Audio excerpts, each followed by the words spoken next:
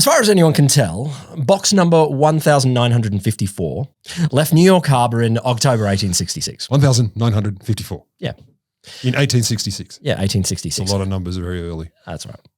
I don't know what ship it was on, but I looked up a bunch of the ships, and like there's a lot of ships leaving New York Harbor, coming into New York Harbor every month. There's the Napoleon, the Marsha Greenleaf, the Jew-Jass, and the Australian. The huge what? Huge-ass. The Jew-Jass. Jew-Jass. It was one of the boats. It left New York, box 1954. Seems to have crossed the Atlantic, gone to England, then gone on into the Mediterranean. Right. From there, it went back to England, and from there all the way over to India. At that point, I think it was exchanged with another boat, and continued on a series of deep water, deep ocean voyages around the world. And the records got a bit patchy there. Okay. As far as anyone can tell, it probably went around the world maybe dozens of times. It turned up once, 9 years later, on the fishing schooner Piscataqua. The boat turned up on the fishing schooner. The box. Oh, the box. Box 1954 turned up on a fishing schooner that left out of Gloucester, Massachusetts. But then it kept going. It went on another voyage.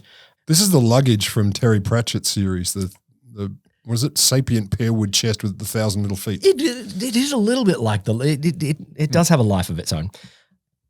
Only in December 1908, 42 years after it first left New York, did box 1954 finally find its way back to its owners, where they could open up and see just how used the contents were. And the owners must have been pretty happy, because the contents were utterly soiled from fulfilling their wholesome mission for 42 years out there on the ocean waves.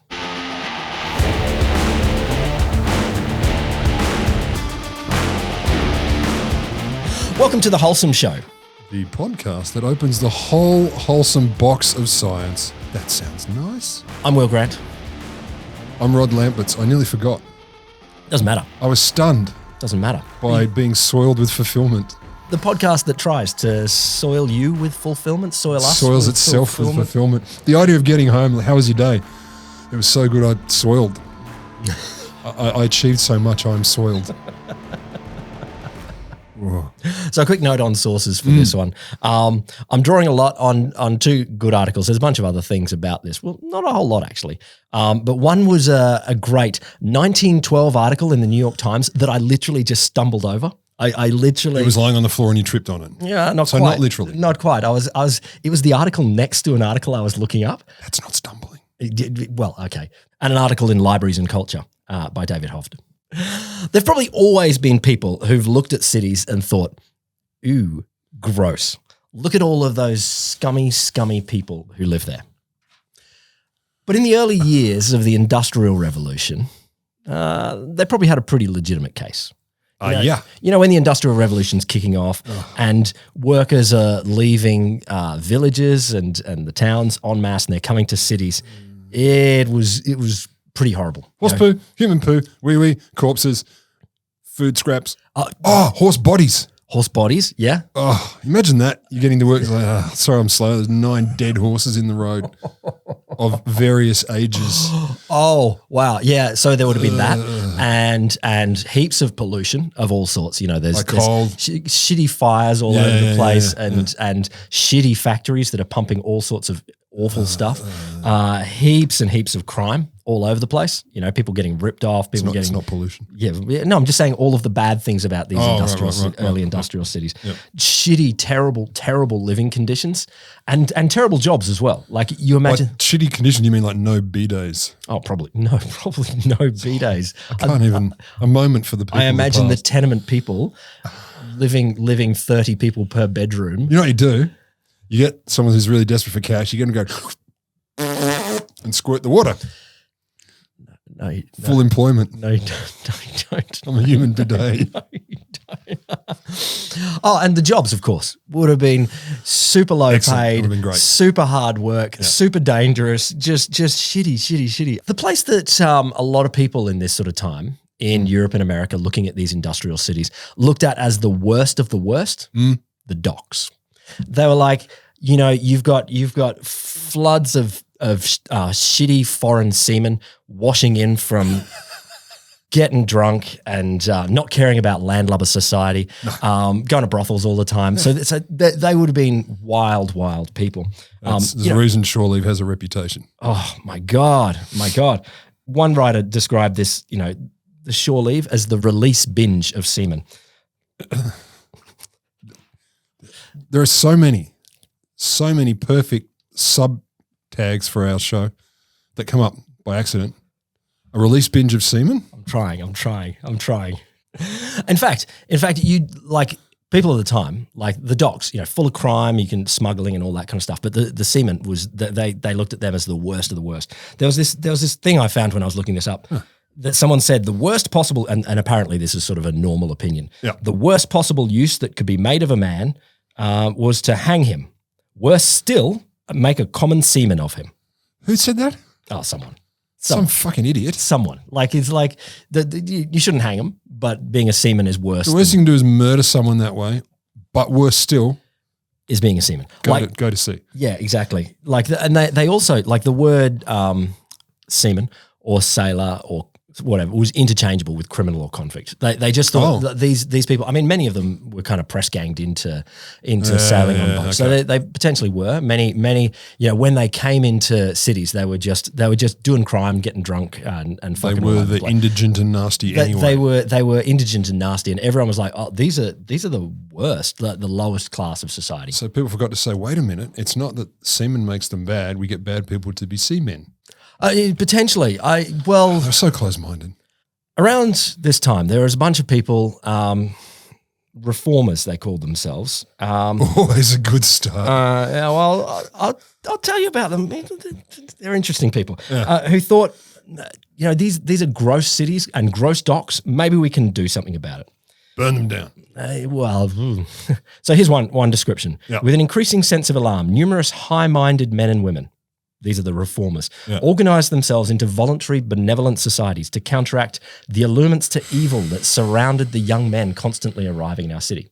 Horrific euphemisms everywhere. These reformers, they're busybodies. They're God botherers, they're do-gooders. Yep. But I just wanted to flag that they are actually pretty decent, awesome people as well. Yeah. Like some of them, like one of the guys who starts up the thing I'm going to tell you about, Joshua Levitt.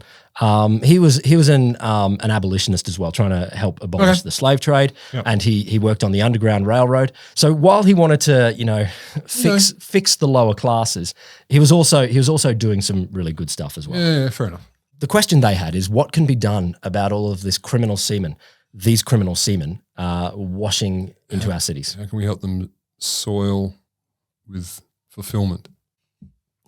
The idea that they had seems to have come when they considered the typical sailor's life. Dancing classes. Oh, no, they were doing hornpipes. The hornpipes. Yeah. The problem they had is, of course, when the seamen came into town, they were hard for the reformers to access. So, they couldn't get them to go to church or anything like that because all the seamen wanted to do is root and drink. And fight and steal. All the good. And going to church is probably fifth on your priority after root and drink and fight and steal. Yeah. But it's hard to get to number 5. You've only got 4 days of shore leave. One day of each of those. One day of each, you're used up. So the way to get to them is to make them come to you. That always works. Or you can look at the rest of a seaman's life. So when they're back on a boat, mind-numbingly boring. So still rooting and drinking. Well, look, maybe, but nothing strange. And I don't know how much drinking there would have been on these boats. There would have been much of the whimsy of the captain, I think. It would depend on the captain. But out on the boats when they're sailing deep ocean voyages, and some of these like whaling boats, they went out for like years at a time. Oh yeah, like literally years, slowly sailing. Some were going faster, but no matter what, there would have been months of you've cleaned your boat, and if the weather is good, you're sitting there just doing nothing. And when you're not doing nothing, you're doing horrible, brutal, dirty work. Yeah, totally. So periods of intense work. If a storm comes over, or if you've got something happens, or if you're whaling, it's not pretty work. One of my favorite descriptions in Moby Dick is when they peeled the whale. You're like, what's that a euphemism for? It's like, it's not a euphemism. It's literally, it's like an orange. Yeah, like, we peel it. You just got to make create an opportunity, aka slash it from right around the circumference, then peel it. It's fine.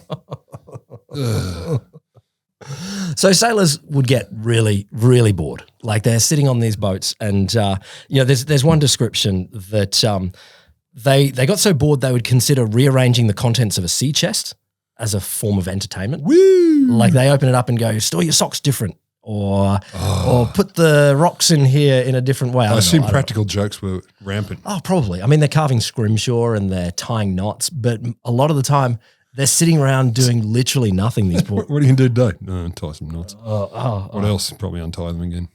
But there were some other stories going around. And the reformers picked up this. They heard stories of reading and rereading old newspapers over and over again. They had a newspaper on board, so they'd sit there and read it. And they'd read the advertisements, the everything. They'd read every single word like over and over again. They're just like hungry for anything. And that's when they weren't using it to clean their bums. They don't clean their bum. They hang out the front over the top. But sometimes there are remnants. Yeah, sure. We're back to the human bee days. It'll work fine. Do it hard enough. That would clean up. It's not happening. It's not happening. I'm trying to help people. No, it's not happening. Nobody wants that. Nobody wants that job. Nobody wants that. Somebody. Nobody wants that cleaning. No one wants the job, but someone. Stop it. There's another story of kink for everyone. Of a sailor paying 2 heads of tobacco. I don't know how much that is, but it's some value. A kilo. To another sailor to have his letter from home. Like, so sailor. Oh, so coveted. Sailor 1 got a letter from home at some point. Yeah. And sailor 2 is like, oh, you finished reading that. Can I have it? And it's like, it's not your family, dude. Diary me. And he's like, well, all right, give me 2 heads of tobacco. And so has got someone else's letter. Just something to read. Yeah, he's reading about someone else's Aunt Griselda. And they got. I get it though. I don't know. You're waiting in an airport, you're waiting for someone, and it's like more than 15 minutes. I know for you that's an eternity. And your phone doesn't, like, there's no internet connection or something. You're like, I got to read something. What do I read? Just signs? Bored. Yeah. Just rub my eyes over something. I know. I accept that I get bored quite quickly. The idea of. Because you're too intelligent. Of multiple months sitting becalmed or something like that in one of these boats. And it's like, what do you do? Breathe the fresh air. I mean, we told you just the other day, that boat that was stuck in up near the North Pole for 2 years, caught in the ice. And do you imagine how boring and terrifying, of course, because you're worried about dying. Fear might help the boredom. Oh my God, but how boring that could be. Yeah. So they're buying and selling each other's letters, nothing to do with you. So I suppose it's kind of like an early soap opera. What? You're reading about someone else's life. Yeah, okay. Yeah, it could be. Yeah. Yeah, okay. But this was the clue that the high-minded reformers we can try and make sailors better people. Give them our old letters. The reformers formed a society called the American Seamen's Friend Society. I'll put their logo somewhere. I don't know. We'll use it on the YouTubes because it is the best logo for a backed hat for a very unique group of people. And it's a picture of a bunch of seamen sitting around reading a book together. Like, it's the gay overtones with the naval tattoo sort of thing and a librarian. And you're like, this is the thing for me. I finally need like sailors sitting around reading a book. It's true. Like, why do you want to go to sea? I love to read. Look. So the goal of the American Seamen's Friend Society was to turn these rascally seamen into upright citizens. Through reading. That was their thing. They were like, reading will make good citizens. So by extrapolation, then, rather than putting people in prison, we should lock them in libraries. Maybe we should. Fixed it. Maybe we should. Fix the problem. So what they did, they set up a system of floating libraries at sea, not floating, on boats. And they anointed a crew member on each of these boats as a librarian at sea. The theory was that the cool job or the dork job? I don't know. What are you? I'm the librarian. You know, they might have had a bit of power. Yeah, if the letters were selling, then imagine the book power. The theory was that reading elevating, high-minded literature, these sailors would come to abandon their drinking and fucking and swearing and instead choose the godly life. Yeah, that's what's going to do it.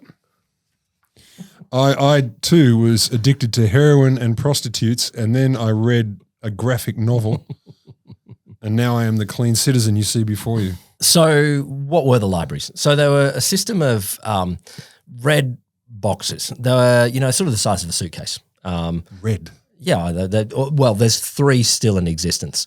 Okay. Thousands and thousands went around the world. 3 of them are still not still traveling, but 3 of them have still, I think they're in the museum in New York. And 13 inches by 26 inches. So a small suitcase sort of thing. 40 square meters. Yes, Give or something take. like that. Yeah. Each one of them would have about 43 books. That's the number that you could sort of fit into them. 43. 43. I think there were some that had a little bit more, some that had a little bit less, but it seemed to average bang on to 43 all the time. How weird. Yeah, the seamen's friends would loan the libraries to the ships and off they would go to enlighten the sailors. Okay. The first library left on a ship in 1837. By the end of... Who chooses the books? The seamen's friends choose the books? Well, I'll come to who chooses the books in a second because... I have a feeling there's a story attached to that. Yeah. By the end of like the next year, something like 80 ships had these floating libraries. Oh, wow, okay. Every Sunday morning on ship, the librarian at sea would open the library and the sailors could come and borrow a book. They'd mark down who had each book. I don't know if they had library cards or anything like that. Late fees? I don't know, but I assume that they could have revoked privileges. A day late, 2 heads of tobacco. Or something, Keel haul. Keel haul. You didn't bring your book back. You're going under and up again. Just once, though. You'll be fine. Bring your book back. That is a horrific punishment. Don't dog-ear your pages, mate. Keel hauling, when I first heard about that as a child, I'm like, wow. Humanity's capacity to imagine find horrible ways. Terrible things. Yeah. Anyway, when they come back to New York, the seaman librarian would take the library in. Never not going to be funny. Just never. Job, seaman librarian. Cool. Next.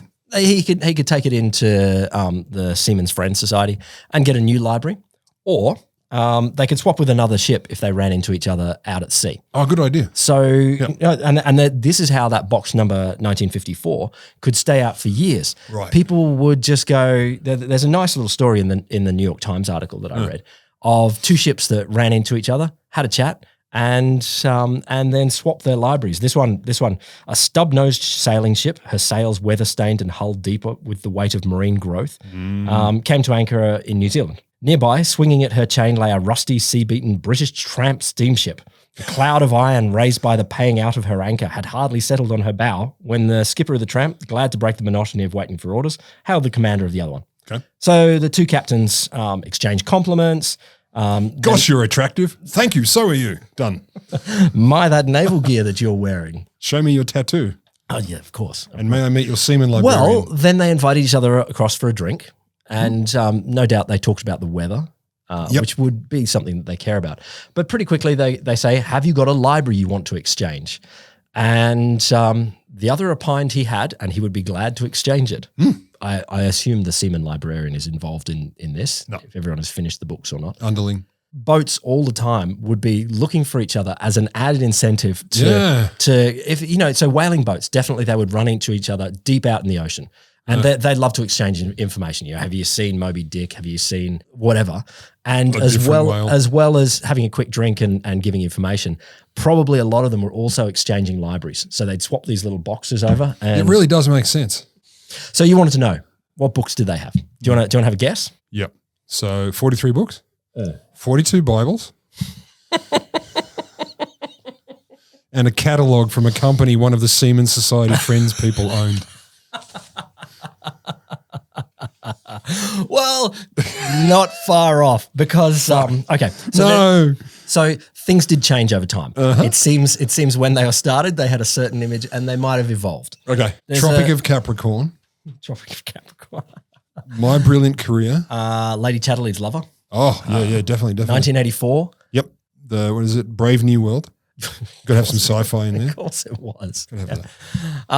So this comes from an 1864 document from the American Seamen's Friendship Society. Yep. It was analysis of a ship's library for a merchant vessel.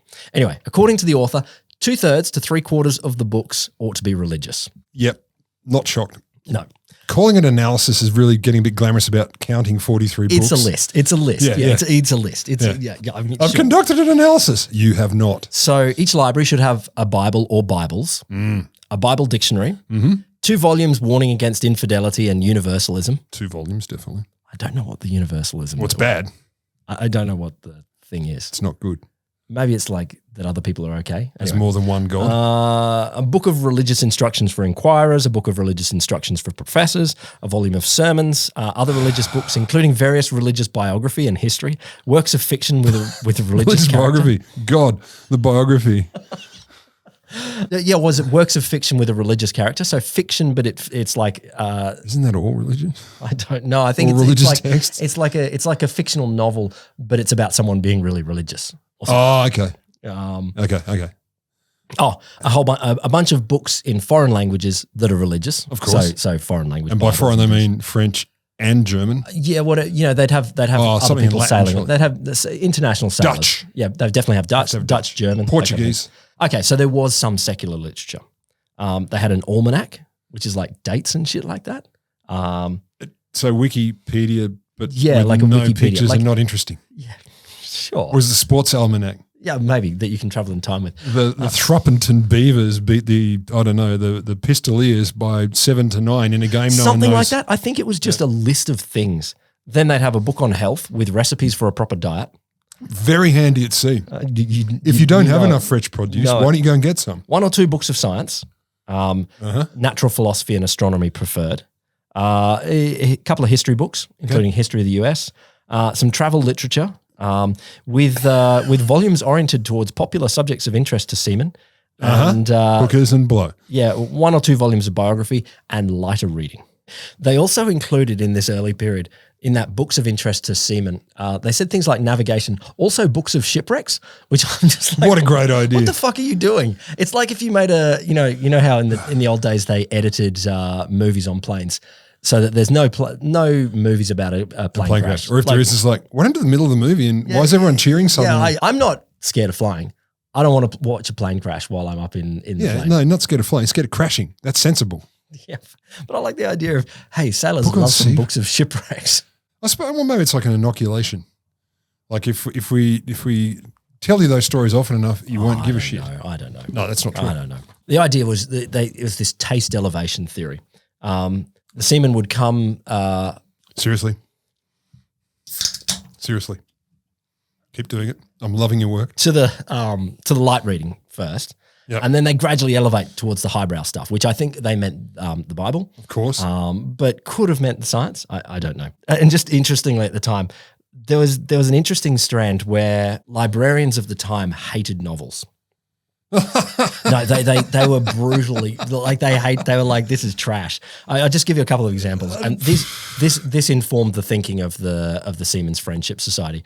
Some guy named William Kite in Pennsylvania, Pennsylvania librarian, excluded all fiction from his public library because his patrons, factory girls, were the class most disposed to seek amusement in novels and peculiarly liable to be injured by their false pictures of life. So his patrons were factory girls. Yep, and he said no novels. Nothing that makes them happy. Yeah, we can't. Because, no, to give a false picture of life. Like you need to be sad or something. No novels. There was another guy, Piss off. San Francisco Public Library in 1885. Yeah. He stated that his library had no business furnishing licentious, immoral, or vulgar books, which he meant novels.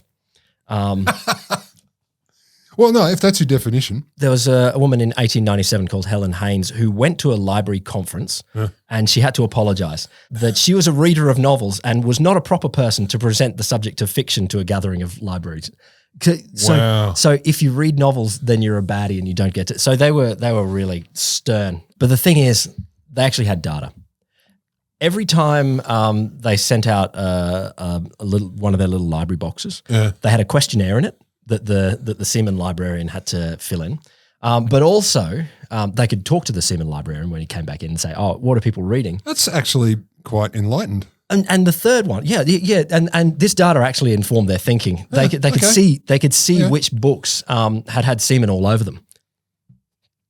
I'm sorry, that was fucking terrible. That was a bad one. I was going to hold the pause, but you couldn't help yourself. That was a bad one. I can't laugh at my own jokes. That's terrible. Well, That's no, that was terrible. great. Oh. That was great. But no, they could see which ones had been fully soiled. By semen. But you can imagine a boat full of people and they're like, this is the good book. What kind of people? Just need to sit down. But you can imagine you've got this, the all the sailors on the boat. They're like, okay, which is the good book? Yeah. And they're like, God damn, it's not the Bible. It's whatever, It's the almanac. I fucking love a list of dates. The 1912 New York Times article. There's a great description of what do the sailors actually read? And so they talk to the seaman librarian in chief back at the big seaman librarian at the Seamen's Friends Society. The question of what class of books the sailor likes to read is a rather difficult one to answer. The seaman's mind is a sort of rag bag in which it is stored the odds and ends that he has collected in many lands and the varied books he has read while following the sea. Fucking wankers. Like, these pronouncements are amazing. I know. While they're being really quite, they're putting out a service for free. They're trying to do good. Yeah. They're trying to do good. Yeah. They're also so friggin' dismissive. They're the seaman's mind. Well, like they are like, they're pretty infantile. They're pretty dumb. Like this one. Take the sailor on a deep sea voyage. He will read anything that comes into his hands. I knew of one once who got hold of a pamphlet on the tariff. That man just devoured it. He read and reread it until he knew it by heart. He was very interested in the subject and he held strong opinions on it. However, he could not connect it with anything else in the rest of the world. And it was like... You know anything else? What you dick. I mean, they already know that people will read and reread anything because it's the only words that makes them what their mind was a bag of rags. I remember I was when I was doing my fieldwork for my PhD and this is in India. I was traveling around going to a couple of different archives and places like that. Yeah. And I'd get back to the hotel at the end of the day and I was like, all right, that was cool because I was occupied. Now at the end of the day, I'm like, what do I do? And I felt, it was really quite mentally tough. I was like, what am I meant to do? Drink. And I remember, it's drinking only solves half of the problem. I know. And it's like, and then I got a book and I was like, oh, damn, that's what I need. I need something that will escape from this world. I think it's safe to say the man who follows the sea likes all kind of books. Seamen, as a rule, do not like to read the books that have to do with the sea. So there you go. They don't want to read about shipwrecks, except to find them amusing because they can find all the mistakes. History books are well read, as are books which narrate thrilling adventure ashore. You know the kind of books that boys like, the boy aviators, the boy automobilists, people driving cars, the boys in which the latest inventions are used in working out of plots. They're a kind of a special interest to the men who go to sea. Airplanes, balloons, automobiles, engines, and other inventions of the day interest the sailor. Nothing wet. Yeah, no. I want dry stuff. Basically, I want land stuff. Yeah, as long as it's not on the water, I'm into it. Yeah. Love stories don't find much favour unless it's those books in which the men and women have to go through many hair-raising adventures before they're finally happily married. And how did it end? They got married. It was a nice story. I like this. And I think they missed the point of this story. So this came up in the 1912 New York Times. And it's a cool story. So there was one of these libraries on a boat called an American boat called the George W. Truett. It sank somewhere. And anyway, probably and it had 58,000 bags of cement in the boat. And they said it was a task to raise the vessel. And I'm like, why did you bother? Why? Because one of them might have been intact. I don't. You got to figure there's no more perfect way to make sure a ship stays sunk than to fill it with bags of cement. That's wild. Why are we bothering lifting that boat? But anyway, they were very proud that when they lifted the boat out, they also found an American Seaman's Friend library box. The library had spent the greater part of the year at the bottom of the bay. So it was right down there. But it's locked. I mean, it's closed. I don't know how sealed it is.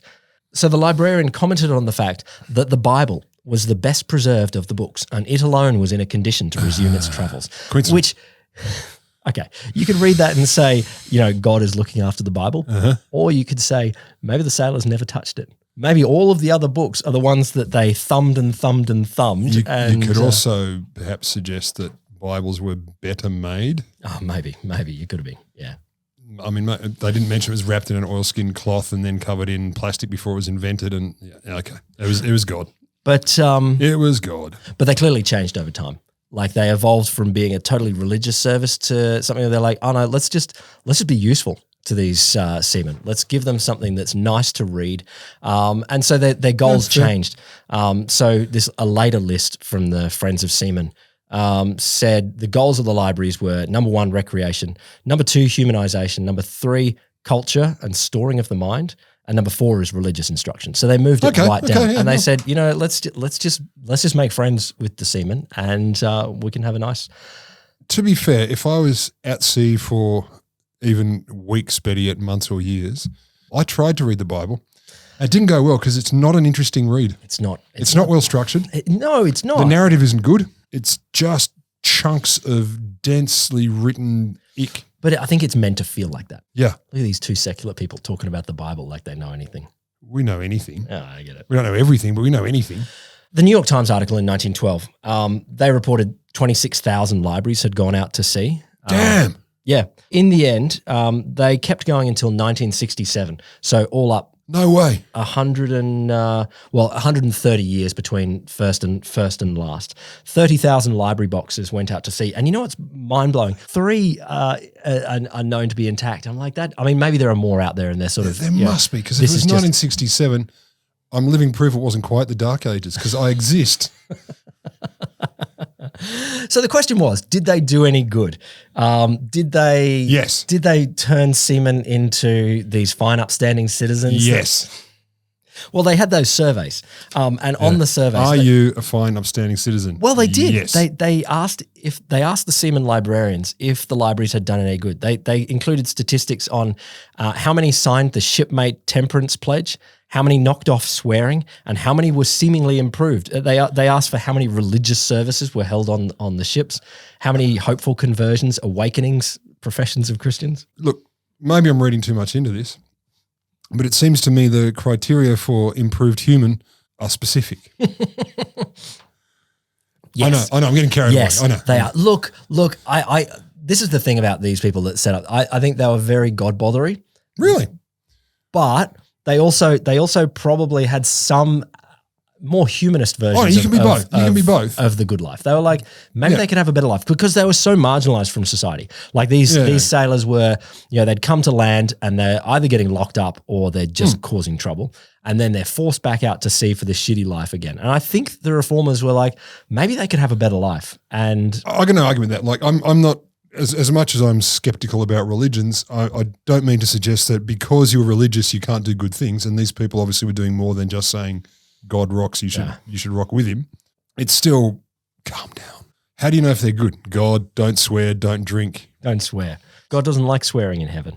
Although back then the swearing was probably more God related as well. Oh, probably God doesn't like that. And fair enough. I get blasphemy. If you're, I got one rule. Don't be mean to me. What a little dick. If that's your rule, I'm omniscient and omnipotent, but don't be mean to me or I'll punish you. Seriously, though. What a little dick. Yeah, I mean, that is a little dick. That's a little dick kind of approach to the world. The best quote I heard, and I cannot remember where, it was just some random dude shouting out on a street corner on a television show, but he said, the worst crime you can commit is calling someone out for blasphemy because that suggests or implies you know the mind of God, and that is horrendous. So this is doubling down. Yeah. So this is going, blasphemy is not bad. It's accusing blasphemy. Yeah, you say someone's blasphemous, that means you're saying you know best or know the mind of God. Does that say all religious texts, anything other than direct translation of God into your brain, redundant? Because that's saying the Bible is knowing the mind. Mate, I didn't talk to that person. He was on the television, and they're very hard to communicate with. But when he said the worst thing is, blasphemy is the worst thing because that means you're claiming such things. And I thought, whoa, good call, man. I might have been a teenager and I might have been indulging at the time, but it made me go, whoa. So what do you reckon? Did they do any good? Yes, look, I reckon they did. Look, at the very least, they made people go, I'm not shit bored and I'm not going to eat my cabin mate. I think they did. Yeah. I think they did. There were definitely some people that came back and said, didn't help at all. But the seamen librarians came back, and they came back over and over again. So there's a nice thing. I don't know if they became more Christian or if they knocked off swearing or if they I don't think they did any of that. I think these sailors just probably found a nicer way to spend their time out there. And just staring at the sea, screaming. Oh my God. And so here was a letter written by one of the seamen librarians. The books of this library have been read with much interest by both officers and crew, and I hope that lasting impressions have been upon many minds settled. I've taken good care of the books, and it gives me great pleasure to circulate them containing, as they do, such precious truths and good instructions, which seem to me must be productive of greater good. So the sailors themselves thought, damn, this is nice. You've given us something that is just nice and wholesome. And you know what it is? It is just reading. Yeah. I came across this story and I thought, you know what, deep down, this is just a story that reading novels, literature, whatever it is, and trying to understand the greater world out there, that is just wholesome in and of itself. Yeah. And I think Sure, they were trying to turn people into something a little bit different and something a little bit narrow. That's fine. But I thought this is a nice intervention in the world. This is someone going out there and saying, hey, let's put something that is something about the higher life, something about, something wholesome out into the world. Just like us, really. Just like us. It's like we are the inheritors of the American Seamen Lovers Society. We are. Because we're wholesome and so were they.